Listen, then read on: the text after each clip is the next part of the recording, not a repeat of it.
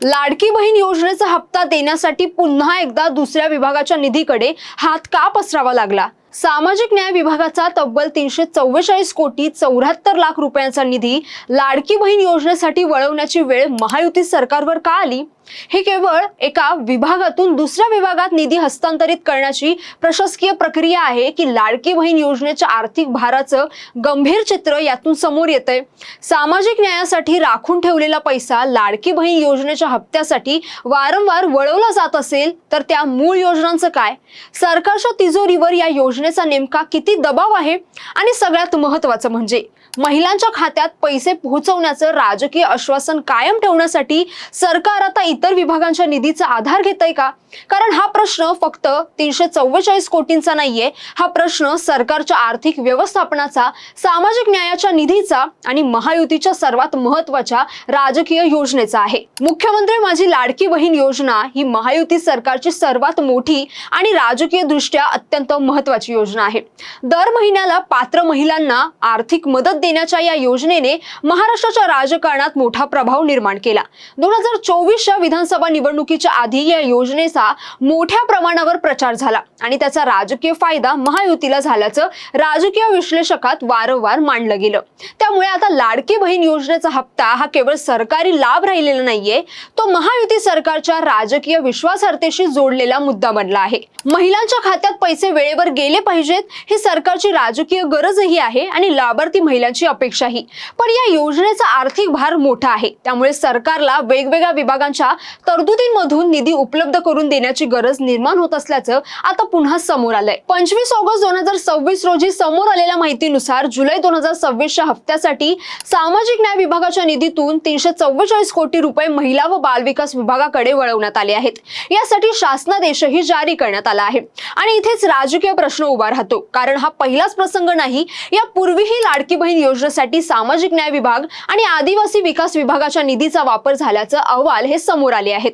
जून 2025 मध्ये एप्रिल आणि मे महिन्याच्या हप्त्यासाठी 410 कोटी रुपये वळवण्यात आले होते, तर 2025 मध्ये जुलै आणि सप्टेंबरच्या हप्त्यासाठी 410 कोटी रुपयांचा निधी हा वळवण्यात आल्याचा उल्लेख करण्यात आला आहे। आता 444 कोटींची ही नवी तरतूद झाली आहे। म्हणजे प्रश्न असा आहे की लाडकी बहीण योजना चालवण्यासाठी सरकारकडे स्वतंत्र आणि पुरेसा निधी आहे का, की हप्त्यांची वेळ आली की दुसऱ्या विभागांच्या तरतुदींमधून पैसा हलवावा लागतो? सरकारच्या बाजूने पाहिलं तर याचं एक साधं स्पष्टीकरण आहे।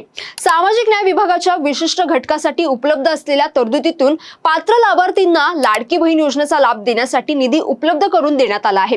म्हणजे सरकारच्या दृष्टीने हा पैसा लाभार्थी महिलांपर्यंत पोहोचवण्याचाच एक मार्ग आहे। त्यामुळे फक्त निधी एका विभागातून दुसऱ्या विभागाकडे वळवला म्हणून सरकारचा आर्थिक कारभार कोलमडला असा थेट निष्कर्ष काढता येत नाही। उलट पात्र महिलांना हप्ता देण्यासाठी सरकारने निधीची व्यवस्था केली असा सरकारचा युक्तिवाद असू शकतो। मात्र विरोधकांसाठी हीच गोष्ट राजकीय हत्यार बनते, कारण विरोधकांचा प्रश्न सरळ आहे। ज्या विभागासाठी पैसा मंजूर झाला होता त्या विभागातील इतर योजना आणि लाभार्थ्यांचं काय? आणि हाच या संपूर्ण प्रकरणाचा सर्वात मोठा राजकीय अँगल आहे।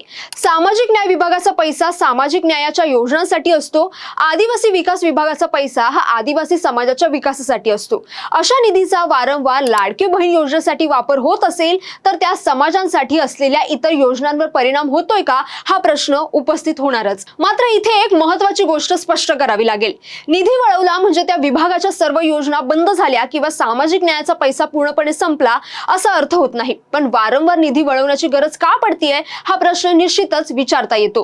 आणि राजकारणात अनेकदा पैसा कुठे खर्च झाला यापेक्षा पैसा कुठून आणला गेला हा प्रश्न जास्त मोठा होतो। कारण लाडकी बहीण योजना आता महायुतीसाठी केवळ कल्याणकारी योजना नाही, ती एक राजकीय असेट आहे। महिलांचा मोठा वर्ग या योजनेशी जोडलेला आहे, त्यामुळे हप्ता थांबला, उशीर झाला किंवा योजनेच्या आर्थिक स्थैर्यावर प्रश्न निर्माण झाले तर त्याचा थेट राजकीय परिणाम होऊ शकतो। म्हणूनच सरकार समोर दोन गोष्टीचं संतुलन साधण्याचं आव्हान आहे। एकीकडे लाडकी बहीण योजनेचा लाभ नियमित ठेवण्याचा आणि दुसरीकडे इतर विभागांच्या निधीवर त्याचा परिणाम होऊ द्यायचा नाही।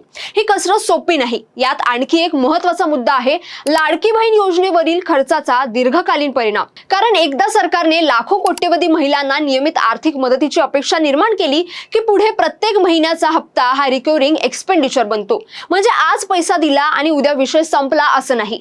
पुढच्या महिन्यात पुन्हा पैसे लागणार, त्यानंतर पुन्हा पैसा लागणार. त्यामुळे सुरुवातीला निवडणुकीच्या राजकारणात लोकप्रिय ठरलेली योजना पुढे राज्याच्या अर्थसंकल्पावर दीर्घकालीन बांधिलकी निर्माण करते. आणि म्हणूनच आजचा 344 कोटींचा निधी हा फक्त आजच्या हप्त्याचा प्रश्न नाही, तो भविष्यात सरकारला या योजनेसाठी पैसा कुठून उपलब्ध करून द्यावा लागणार या मोठ्या प्रश्नाची झलक आहे. याच वेळी दुसरीकडे लाभार्थी महिलांच्या दृष्टीने चित्र हे पूर्णपणे वेगळं आहे. त्यांच्या खात्यात 1500 रुपये येत असतील तर त्यांच्यासाठी तो पैसा महत्वाचा आहे. घर खर्च, औषध, मुलांचं शिक्षण, रोजच्या गरजा या सगळ्यांसाठी या पैशाचा उपयोग होतो. त्यामुळे सरकारने पैसा कुठून आणला यापेक्षा पैसा खात्यात आला का हा प्रश्न त्यांच्या दृष्टीने महत्वाचा असतो. आणि म्हणूनच सरकारसाठी ही योजना बंद करणं किंवा तिच्यात मोठी कपात करणं राजकीय दृष्ट्या अत्यंत धोकादायक ठरू शकतं. सरकारला महिलांचा विश्वास टिकवायचा असेल तर हप्ते नियमित ठेवावेच लागतील. पण विरोधक इथे सरकारला घेणार आहेत. त्यांचा सवाल असेल, जर लाडकी बहीण योजना इतकी आर्थिकदृष्ट्या सक्षम आहे तर पुन्हा पुन्हा सामाजिक न्याय विभागाच्या निधीची गरज का पडते? तर इतर विभागांच्या तरतुदीमधून पैसा हलवावा का लागतो? आणि उद्या सामाजिक न्यायाच्या योजनांसाठी पैसा कमी पडला तर त्याची जबाबदारी कोण घेणार? हे प्रश्न सरकारला राजकीय दृष्ट्या त्याचं उत्तर द्यावं लागणार आहेत. विशेष म्हणजे सध्याच्या आर्थिक आणि राजकीय वातावरणात लाडकी बहीण योजना ही महायुतीची मोठी ताकद असली तरी तिचा आर्थिक भार हा विरोधकांसाठी तितकाच मोठा हल्ल्याचा मुद्दा बनू शकतो. म्हणूनच 344 कोटींच्या या निधी वळवण्याकडे फक्त एक शासन निर्णयाच्या स्वरूपात पाहू नका.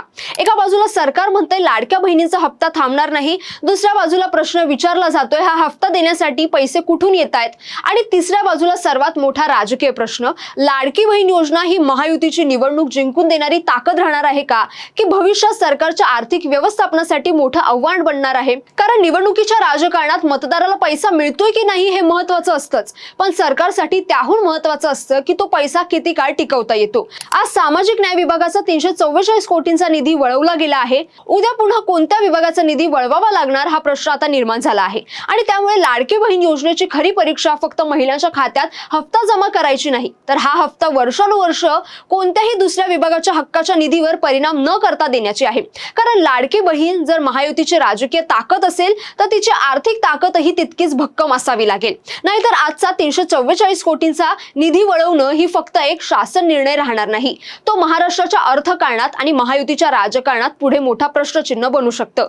तुम्हाला या सगळ्या घडामोडींबद्दल काय वाटतं? तुमचं मत आम्हाला नक्की कमेंट करून कळवा. आणि हा व्हिडिओ आवडला असेल तर लाईक करा, शेअर करा आणि चॅनलला सबस्क्राईब करायला विसरू नका. धन्यवाद.